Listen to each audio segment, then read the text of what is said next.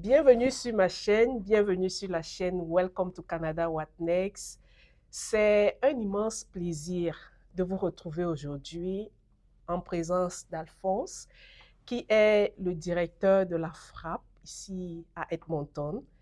Et Alphonse a non seulement un parcours inspirant, mais il œuvre également pour l'intégration des nouveaux arrivants ici à Edmonton. Alors, Alphonse, merci d'avoir accepté notre invitation cet après-midi.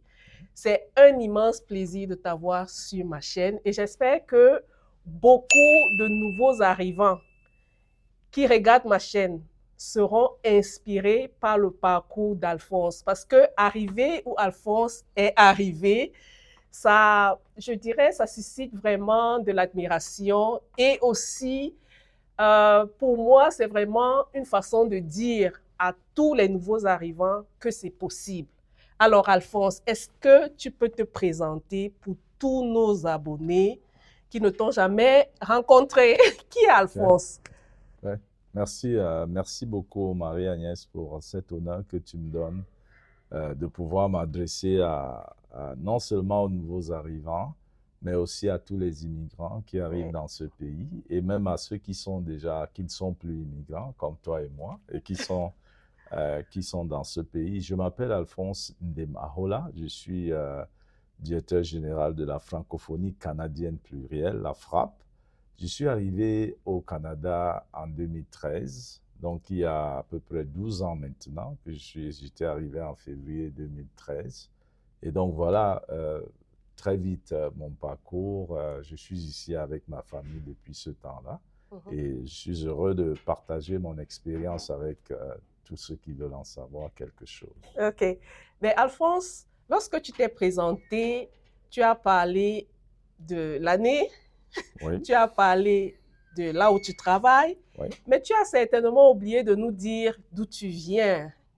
Pourquoi l'Alberta? Parce que en général, ceux qui viennent du Cameroun, notamment de la zone francophone dont je suis issu, le premier réflexe, c'est souvent d'atterrir, d'aller au Québec, parce qu'on sait que le Québec est francophone, et on se dit que très souvent, dans notre connaissance du Canada, nous pensons qu'il n'y a pas il n'y a pas de francophones en dehors du Québec. Oui.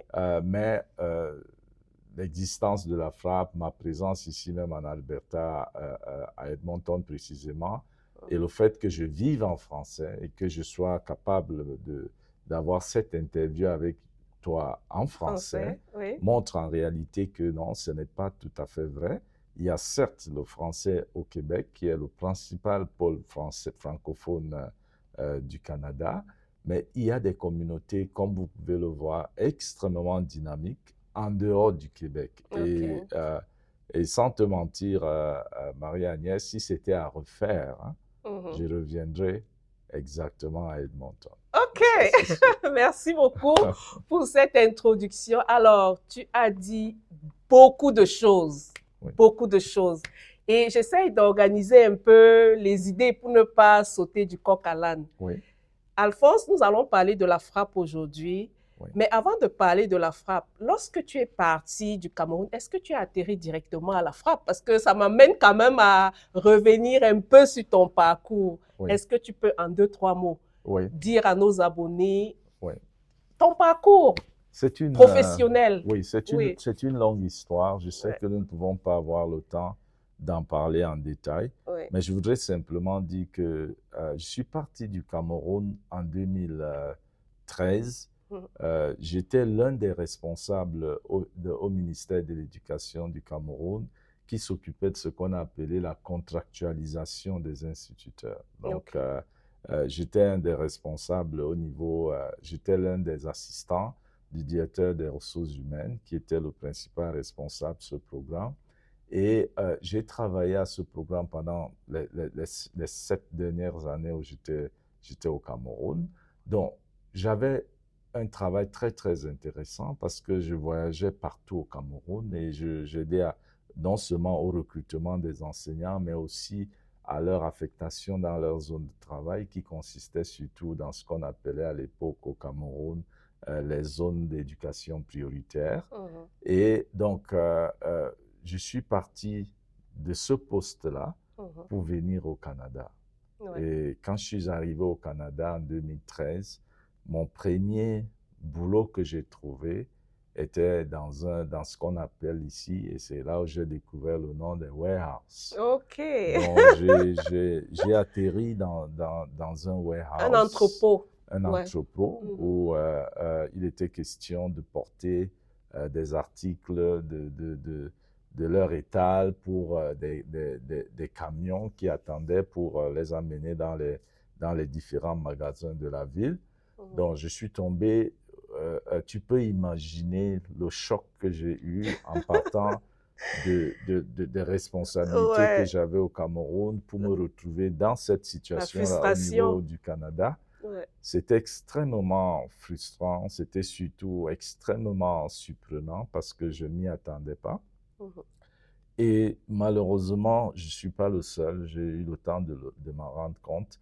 Beaucoup d'immigrants, presque tous, pratiquement, je ne sais pas pourquoi, sont toujours surpris par ce que nous découvrons ici, là. Malgré tout, les gens sont surpris. Et moi, j'étais donc extrêmement surpris. Donc, j'ai passé... C'est pas la préparation, c'est pas le manque d'informations. Bon, aujourd'hui, on a YouTube, on peut regarder certaines chaînes qui parlent de la réalité. Et c'est ce que nous faisons, c'est vraiment montrer la réalité à ceux qui se préparent à arriver au Canada pour qu'ils ne soient pas surpris, parce que c'est un choc, un véritable choc. C'est vrai. Ouais. D'abord, il faut dire que ce n'est pas une particularité de ceux qui viennent d'Afrique.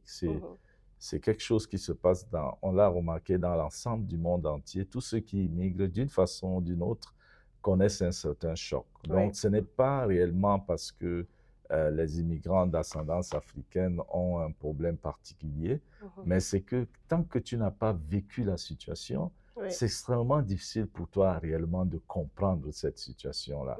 Et l'autre chose qui complique cela, c'est qu'au-delà de l'information que nous pouvons donner, par exemple que la Frappe donne, que toi-même tu donnes dans ta chaîne, il faut savoir que les gens, il y a des racines profondes dans la perception que nous avons d'un pays comme le Canada. Dans la perception que nous avons des pays de l'étranger, il y a des racines profondes qui remontent beaucoup plus loin que la simple information, et c'est difficile d'atténuer les effets de cette perception-là que nous avons du Canada. Est-ce que ce n'est pas le rêve qu'on nous entretient aussi? Parce que beaucoup, vraiment, nous blâment, si je peux le dire, nous qui sommes ici, d'entretenir un certain rêve, un certain mythe par rapport à ceux qui sont au pays et qui se préparent à arriver au Canada. Est-ce que ce n'est pas de là d'où viendrait le choc ou bien cette frustration lorsqu'on arrive ici? Non, tu sais, c'est facile de trouver, de pointer le doigt sur tout le monde, soit sur les immigrants qui sont déjà ici, la diaspora, soit sur les immigrants qui viennent, on peut les accuser d'être naïfs, on peut nous aussi nous accuser de ce que nous faisons trop du vent et nous semblons montrer aux autres que ici c'est le paradis. Mais je pense que c'est une approche très superficielle de la réalité. C'est une approche très superficielle de la réalité.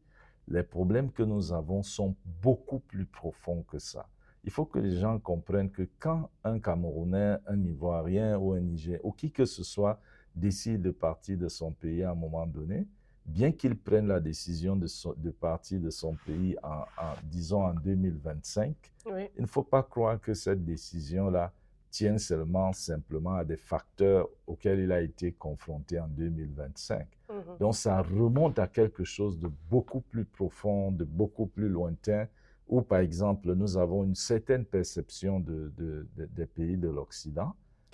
Nous avons une certaine idée de la vie qu'il y a dans ce pays, et nous attachons à tous ces pays-ci un prestige que nous n'attachons pas au pays d'où nous venons. Donc, quand bien même tu irais dans ton pays d'origine pour expliquer aux gens combien de fois c'est difficile parfois au Canada, pour leur dire d'être prudents, pour leur dire de mieux se préparer. Certains pourraient te soupçonner de je ne sais pas quoi, parce que D'être jaloux, oui, de ne pas peut-être vouloir que les autres viennent. Voilà. tu y es allé, tu as réussi là-bas et tu ne Ouais, veux pas que les autres viennent, c'est ça. alors que simplement tu essaies de leur expliquer que, mais les gars, il y a Préparez-vous. toujours une marge entre la réalité que tu crois savoir Ouais. et la réalité que tu vas rencontrer réellement sur le terrain. Il y a toujours une marge. Il y a un fossé. Comment tu es préparé par rapport à cette marge-là? Parce que tout le monde va passer par là. C'est pas, je n'y suis pas passé parce que j'étais spécial. Je suis sûr que tu y es aussi passé. Tout le monde passe par là. Mais il faut être préparé à faire cette transition-là. C'est ça qui me semble important. Alors, comment est-ce qu'on fait pour rebondir? Parce que lorsque tu dis tu es passé par le warehouse et qu'aujourd'hui tu es directeur de la frappe, comment est-ce qu'on fait? Donne le secret. Alors, je pense qu'il n'y a pas un secret en tant que tel. Je crois que la première chose que chacun devrait... La première chose que je me dis souvent à moi-même, c'est que c'est facile de s'asseoir là et de prétendre pouvoir donner des leçons à quelqu'un sur la meilleure façon de s'adapter dans ce pays. Mais en réalité, ce n'est pas vrai. Parce que je me suis jamais assis dans mon salon pour planifier qu'en 2025, je serai directeur général de la frappe. Donc, on ne peut pas m'attribuer des capacités particulières pour arriver où je suis. Cependant, je pense peut-être qu'en partageant mon histoire avec les autres, dans leurs détails, chacun peut interpréter ça à sa façon. La première chose que moi j'ai faite quand je suis arrivé au Canada, c'est que j'ai constaté que les nouveaux arrivants, les immigrants, sont confrontés à des défis importants que nous n'avons pas envisagés. Je viens de relever l'un des premiers défis, c'est que quand tu arrives dans ce pays, par exemple, bien que tu aies été sélectionné sur la base de tes diplômes, dit-on, sur la base de tes qualifications, dit-on, sur la base de ton expérience, dit-on, mais quand tu arrives dans ce pays, cette expérience, ces qualifications, toute cette formation semble méconnue, complètement méconnue. Donc ça, c'est quelque chose dont nous aurons le temps, sur lequel nous aurons le temps de nous prononcer. Mais c'est quelque chose, c'est un premier choc qu'on rencontre dans ce pays. Donc, j'ai rencontré cela comme tout le monde, mais moi, ce que je me suis dit, c'est qu'il faut que je fasse en sorte, personnellement, que je m'implique, de sorte que je puisse apporter, que je puisse aider au changement, aider à apporter, à être un acteur du changement de la situation dans laquelle les immigrants et les nouveaux arrivants se trouvent. Alors, qu'est-ce que j'ai fait pour ça? La première chose que j'ai faite déjà, par exemple, je suis allé, à l'époque, j'ai fait 1 mois au warehouse, pour dire la vérité, et au bout d'1 mois, je ne pouvais plus tenir la route. Donc, je suis parti du warehouse après 1 mois. Alors, j'ai connu un certain nombre de parcours, je vais passer rapidement là-dessus, mais quand j'ai eu l'opportunité de m'impliquer à la frappe, j'ai compris que ce serait probablement une possibilité pour moi de contribuer à ce changement. Et qu'est-ce que j'ai fait? J'étais accompagné d'un certain nombre de personnes qui étaient le conseil d'administration de la frappe de l'époque. Ça, c'est parce que moi, je suis arrivé comme président de la frappe en 2016. Avant 2016, il y avait des personnes qui avaient créé la frappe et qui l'ont légalisé, qui ont réfléchi sur la frappe et qui l'ont mis en place. Moi, je n'étais pas là à l'époque. Et je me souviens que la présidente de ce groupe de personnes du conseil d'administration, c'était Jeanne Lehmann, que tu connais probablement. Donc, elle était responsable d'un groupe qui a mis la frappe en place. Ils ont fait un travail excellent à l'époque. Je passe sur les détails. Mais toujours est-il que moi, je viens en 2016 comme je viens comme président du conseil d'administration de la FRAPP et c'est une organisation qui n'a aucune, qui n'a pas encore d'historique véritablement, qui est toute nouvelle, qui n'a pas encore eu de fonds, de financement, rien du tout. Et en 2016, donc, je commence à faire du plaidoyer pour les nouveaux arrivants, soutenu par mon conseil d'administration.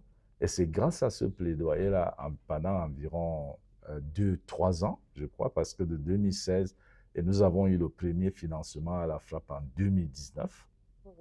Donc, après 3 ans de plaidoyer, nous avons réussi à convaincre le gouvernement fédéral de nous donner de l'argent pour mettre ce système en place pour l'accueil et l'intégration des immigrants. C'est comme ça que nous avons eu notre premier financement en 2019. Et depuis 2019, on a commencé à travailler très fort. Je passe sur les détails. Et à l'époque déjà, vraiment, j'essaie de prendre des raccourcis. Je travaillais déjà au gouvernement de l'Alberta. Donc, j'ai commencé à travailler au gouvernement de l'Alberta en 2017. Et jusqu'en 2019, je travaillais toujours au gouvernement de l'Alberta. Nous avons eu un financement pour la FRAPP. Et en 2020, on a eu une directrice générale qui a été à la FRAPP pendant 1 an. En 2020, moi, j'ai démissionné du gouvernement de l'Alberta pour devenir directeur général de la FRAPP. Donc, je suis directeur général de la FRAPP depuis 2020. Et peut-être qu'on va revenir là-dessus en parlant des services de la FRAPP et ce qu'est devenu la FRAPP aujourd'hui. Mais je dois avouer qu'avec le conseil d'administration et l'équipe que j'ai réussi à former, nous avons fait un travail remarquable pour être là où nous sommes aujourd'hui. Ouais. Ben, c'est un parcours inspirant. Je sais que si je me mets à te poser des questions sur ton parcours académique, parce que c'est aussi ce qui intéresse les immigrants, savoir qu'on peut partir du Cameroun, faire un parcours et arriver là où on est aujourd'hui. Je sais que ça va prendre, je ne sais pas combien d'heures pour qu'on finisse l'émission, parce qu'Alphonse, on peut rester toute la journée, hein, il peut captiver. Donc, je vais éviter qu'on rentre dans beaucoup de détails pour que les abonnés, qu'on aille à l'essentiel, voilà. Donc, Alphonse, pour les abonnés qui ne connaissent pas la FRAPP, est-ce que tu peux en 2-3 mots définir la FRAPP, ce que la FRAPP représente pour toi et la mission de la FRAPP? Quelle est la mission de la FRAPP? C'est quoi la FRAPP? Très bien. Ce qu'il faut comprendre, c'est que pour bien comprendre ce que la FRAPP fait aujourd'hui, il faut voir un peu où elle est partie. Je dis que la FRAPP a été créée en 2014, en octobre 2014, mais la principale mission de la FRAPP à l'époque, c'était de faire un plaidoyer sur l'inclusion et l'intégration des nouveaux arrivants qui arrivent en Alberta, notamment des nouveaux arrivants d'ascendance africaine et caribéenne. Pourquoi?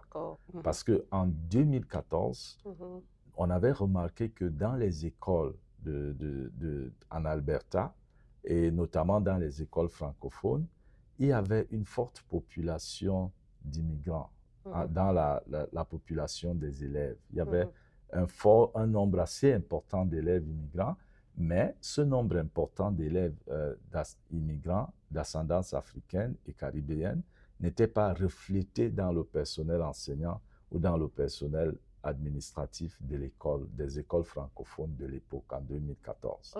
Et donc, les responsables de la FRAPP sont allés vers le conseil scolaire de l'époque pour demander, non pas des comptes, mais comment ils pouvaient aider à ce que des nouveaux arrivants francophones enseignants soient recrutés dans nos écoles. À l'époque, en 2016, il faut le reconnaître, l'administration de l'époque, parce que ce n'est plus la même administration aujourd'hui pour les écoles francophones, mais l'administration de l'époque nous a plutôt mal reçus. Et ils ont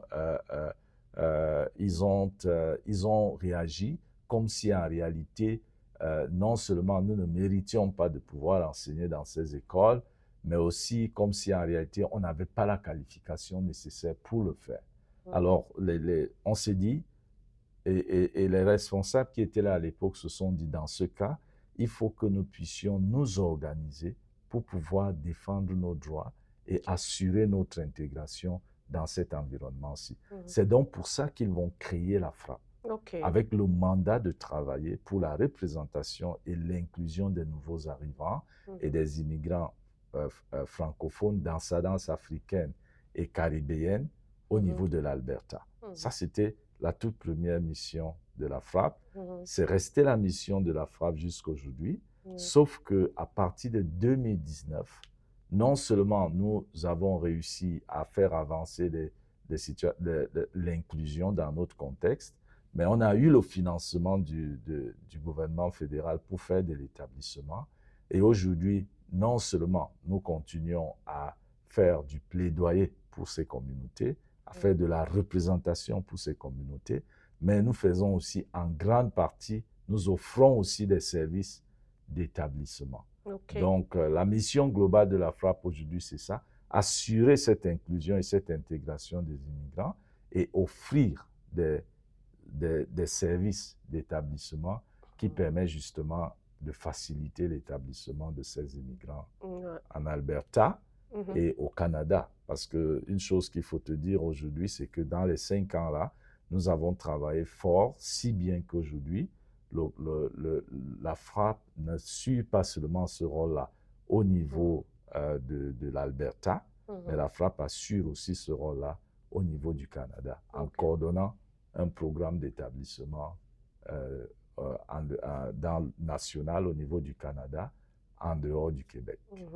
Mais justement, parce que dans le sigle de la FRAPP, il y a francophonie quelque part. Quelle est la place de la francophonie? Alors, nous sommes... La place de la francophonie est tout entière, parce que la FRAPP est d'abord sert prioritairement les personnes francophones du Canada, indépendamment si elles viennent d'Afrique, d'Europe, parce que nous avons une clientèle qui vient de Belgique, de France, des îles françaises et tout le reste. Donc, nous servons prioritairement les francophones et aussi, bien sûr, les assimilés, les francophiles, ceux qui veulent parler français. La preuve, c'est que nous faisons ces services, par exemple, pour notre service d'établissement dans les écoles. Nous ne le faisons pas seulement dans les écoles francophones, nous le faisons aussi dans les écoles d'immersion française. OK. Mais entre autres, quel genre de services? Parce que tu dis les services d'établissement. Est-ce que tu peux donner quelques exemples pour les abonnés? Est-ce que tu peux dire... Je peux donner un certain nombre d'exemples. Nous faisons ici, nous aidons, par exemple, dans la traduction des documents avec lesquels les immigrants viennent. Nous leur donnons des informations sur... parce que nous faisons ce qu'on appelle ici chez nous des sessions d'information. Nous leur donnons des informations individuellement ou des informations en groupe. Et ces informations tournent autour de ce dont ils ont besoin pour s'intégrer ici, en termes, par exemple, de documentation. Et nous les accompagnons dans l'établissement de ces documents. Partout, il faut qu'ils fassent les documents. Par exemple, dans les registres à Service Canada, et partout ils ont besoin d'aller. Par exemple, nous les aidons, nous les connectons avec les médecins de famille. Nous les connectons avec les écoles. Nous aidons à l'inscription des enfants dans les écoles. Et nous les aidons aussi, par exemple, à trouver un logement. Nous aidons dans la traduction, par exemple, de leur contrat de logement pour leur expliquer, pour qu'ils comprennent très bien le contrat qu'ils vont signer. Quand c'est possible, nous leur fournissons, nous leur donnons nous donnons le matériel pour la maison, les meubles et autres. Nous faisons aussi des références, notamment, par exemple, avec Foodbank. Quand ils arrivent, nous tous qui sommes arrivés d'une façon ou d'une autre, à un moment donné, on avait besoin de Foodbank et c'est très important d'avoir ces références-là. Nous faisons aussi des références pour qu'ils recherchent l'emploi, par exemple, avec nos partenaires qui vont les aider à ça. Et ça, c'est un volet. L'autre volet, qui est celui de l'établissement dans les écoles, c'est que quand les élèves sont déjà, quand des parents arrivent ici avec leurs enfants, nous les aidons à l'inscription de ces enfants dans les écoles. Si ces enfants, par exemple, parce qu'ils ont le choix de les inscrire dans les écoles francophones ou dans les écoles anglophones, ça, c'est leur choix, ou même dans une école d'immersion française, ça, c'est leur choix. Mais nous les accompagnons dans chacun de ces choix-là. Alors, quand les enfants sont déjà à l'école, très souvent, ils ont une complète méconnaissance du système éducatif local, par exemple en Alberta. Ce n'est pas évident. Donc, nous allons leur expliquer ça, nous allons leur donner des informations pour qu'ils comprennent mieux. Mais nous allons aussi accompagner ces enfants dans le milieu scolaire pour qu'ils s'adaptent mieux au contexte scolaire, au milieu des pairs. Par exemple, pour certains, l'une des stratégies que nous avons trouvées avec les enfants, par exemple, nous avons des pairs guides dans les écoles. C'est-à-dire qu'il y a des jeunes enfants qui sont arrivés un peu plus avant les autres et qui sont capables d'encadrer ceux qui viennent d'arriver. Et ils vont discuter avec eux de certains enjeux liés à l'intégration dans l'école. Ils vont s'assurer que leurs petits amis vont bien. Ils vont peut-être discuter de certaines choses avec eux. Ça se passe sous la supervision d'un responsable de la FRAP. Nous aidons aussi ces élèves-là avec leurs devoirs. Nous les accompagnons dans leurs devoirs. Nous leur expliquons un certain nombre de choses. Nous avons toute une équipe d'environ 25 à 35 environ moniteurs qui aident à suivre ces élèves, qui appuient ces élèves dans leurs devoirs, dans les devoirs qu'ils ont. Donc, nous faisons, il y a beaucoup d'activités qui sont faites dans les écoles. Il y a aussi des sessions d'information dans les écoles. Il y a des activités qui sont organisées dans l'école. Est-ce que les gens vous contactent une fois au Canada ou avant d'arriver au Canada? Ça se passe comment? Alors, la plupart d'entre eux nous contactent quand ils arrivent au Canada parce que nous nous occupons principalement de ceux qui sont entrés au Canada. Il y a tout un autre volet de l'établissement qui s'occupe des gens qui sont encore à l'extérieur. Mais de plus en plus, nous avons des gens qui nous contactent de l'extérieur. Donc, quand ils nous contactent de l'extérieur, ça nous arrange aussi parce que nous pouvons nous préparer. Par exemple, s'ils ont besoin d'un certain nombre de choses, nous leur donnons déjà à l'avance l'information dont ils ont besoin. Et ils peuvent mieux se préparer pendant que nous aussi, nous nous préparons à les accueillir. Et la clientèle, elle est essentiellement albertaine ou alors vous servez aussi les francophones des autres provinces, des autres communautés? Nous servons les francophones qui viennent de partout dans le monde, quelle que soit la ville. Non, je veux dire, quelqu'un peut être, par exemple, disons, même dans une autre ville et bénéficier de vos services, ou alors la personne doit être physiquement ici à Edmonton? En général, la personne doit être physiquement en Alberta parce que nous nous occupons non seulement d'Edmonton, mais aussi de tout le nord de l'Alberta, toutes les zones rurales de l'Alberta. Nous avons des bureaux, nous avons 3 bureaux ici à Edmonton, le bureau principal au sud où nous sommes actuellement, mais nous avons aussi 2 bureaux au nord. On en avait un, maintenant on en a 2 bureaux au nord. On a un bureau à Red Deer, on a un bureau à Fort McMurray, on a un bureau à Grande Prairie, on a un bureau à Lloydminster. Et on sert aussi de façon itinérante dans toutes les petites zones francophones que nous avons au nord de l'Alberta. Nous avons des employés qui y vont de temps en temps pour 2-3 jours et ils reviennent parce qu'il n'y a pas une masse suffisante de clientèle là-bas pour qu'on ait quelqu'un permanemment là-bas, mais on y va quand même pour aider des gens dans les écoles. Par exemple, les écoles du nord-ouest de l'Alberta, nous travaillons là-bas à ce moment-ci. Selon toi, quels sont les défis que rencontrent les personnes d'expression francophone qui veulent s'établir en Alberta? Alors, le premier défi, c'est la langue, évidemment. Donc, c'est important qu'ils puissent avoir une bonne connaissance de l'anglais. Et ça, ce n'est pas souvent évident. Et je sais qu'actuellement, l'accès à la formation en anglais n'est pas facile non plus. Ouais. même si il y a des possibilités de le faire maintenant en ligne aussi. Ouais. Donc, je pense que le principal obstacle pour ces gens-là, c'est d'abord l'anglais, c'est d'abord la langue. Ouais. Actuellement, la question de l'emploi se pose aussi un peu parce que apparemment les gens ont quelques difficultés à accéder à l'emploi. Ouais. Mais je pense que c'est souvent ça le principal problème. D'abord, c'est celui de la langue. OK. Là maintenant, ceux qui veulent entrer en contact avec la frappe, Oui. on fait comment? Est-ce Alors, qu'il y a... oui, il suffit d'aller dans notre site web Ouais. et de mettre simplement sur un téléphone ou un ordinateur qui a le réseau frappe.ca. OK, je vais laisser... Oui, c'est juste ça, www.frappe.ca. Frappe, c'est F-R-A-P.ca. Oui. OK. Donc, frappe.ca. Je pense qu'on ira directement dans le site web de la Frappe. D'accord. Un conseil Oui. à tous les nouveaux arrivants, les francophones qui aimeraient s'établir ici en Alberta, quel serait le conseil?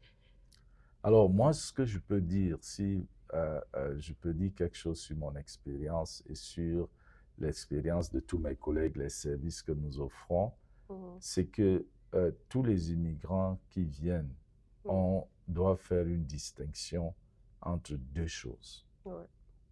Il y a des mesures qui sont urgentes quand vous arrivez en Alberta et partout au Canada, et je présume partout dans le monde.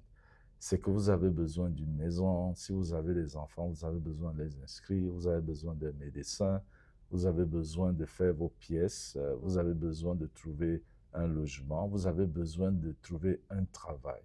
Ça, ce sont des choses urgentes. Ouais. Mais permets-moi, Marie-Agnès, de dire que ce ne sont pas nécessairement des choses essentielles.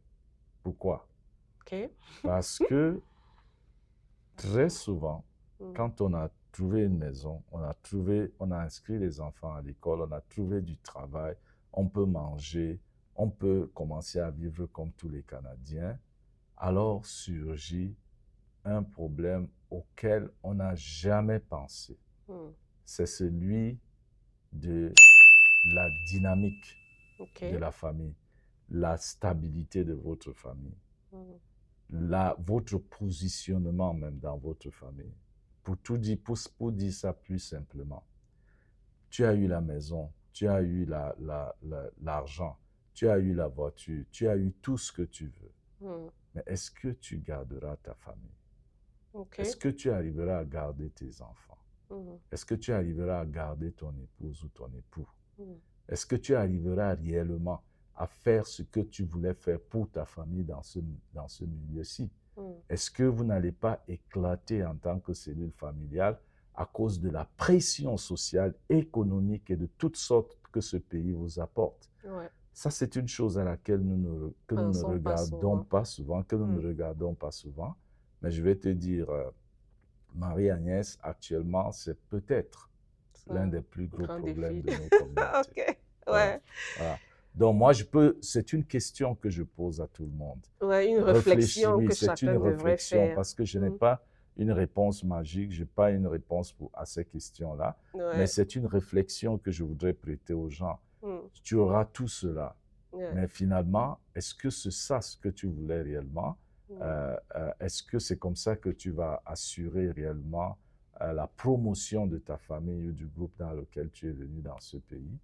C'est une question qu'il faut se poser. Et ça demande réellement de comprendre que si nous voulons réussir notre projet d'immigration dans ce pays, il y a des changements extrêmement importants que nous devons faire avant tout et surtout sur nous-mêmes et non sur les autres. OK.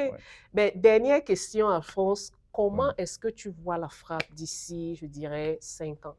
Comment est-ce que tu te vois toi-même et la frappe? Dieu seul sait ce que sera la frappe, ou moi-même même demain matin, parce que nous ne savons pas. Mais si on me demandait d'imaginer cette frappe dans 5 ans, je dirais simplement que il y a 5 ans, Ouais. Nous avons imaginé la frappe à l'époque, en 2020. Nous nous sommes dit que, en tout cas, moi personnellement, le premier email que j'avais envoyé à mon conseil d'administration, c'était de leur dire merci, et à mes collègues, c'était de leur dire merci de m'accueillir à la frappe. Ma mission en 5 ans, c'est de faire de la frappe l'une des plus grandes organisations du Canada. Sinon la meilleure, au moins l'une des plus grandes et des plus performantes organisations d'établissement au Canada. Okay. Alors, nous avons réussi à relever ce défi-là. Nous sommes aujourd'hui l'une des meilleures au Canada. Ça, c'est connu et c'est reconnu. Nous sommes d'ailleurs la seule institution de notre niveau qui fait une coordination au niveau de tout le Canada. Alors, pour les 5 prochaines années, moi, ce que je pense, c'est que la frappe va continuer à améliorer ses services. La frappe va continuer à se connecter avec les communautés, les nouveaux arrivants et les immigrants. La frappe va continuer à diversifier ses ressources pour qu'elle devienne de plus en plus une machine ou, si tu veux, un mécanisme incontournable et efficace dans l'intégration des nouveaux arrivants et des immigrants, et surtout aussi dans l'inclusion des immigrants d'ascendance africaine et caribéenne. Mais merci beaucoup, Alphonse, de nous avoir accordé, je ne sais pas à combien de temps nous sommes déjà sur cette interview. Merci. Je suis désolé pour la longueur. Merci beaucoup. J'espère que ça a quand même permis d'édifier beaucoup d'abonnés et beaucoup de nouveaux arrivants qui soit arrivent ou s'apprêtent à arriver ici en Alberta. N'hésitez pas de contacter la frappe. Certainement. Et ça sera vraiment un plaisir de te revoir sur la chaîne. Oui, certainement. Et je reviendrai toujours chaque fois que je peux. Et merci beaucoup pour ce que tu fais. Je vois souvent tes les publications, je les regarde toujours et j'encourage les autres à faire de même. Donc, je te remercie parce que ce que tu fais fait partie en réalité de tous les éléments que nous devons mettre ensemble pour créer une masse critique qui va permettre vraiment une meilleure intégration des nouveaux arrivants et des immigrants. Donc, ce que tu fais est réellement, à mon avis, très important. Merci. On se retrouve sur une prochaine entrevue. Bye. Bye bye. Merci beaucoup.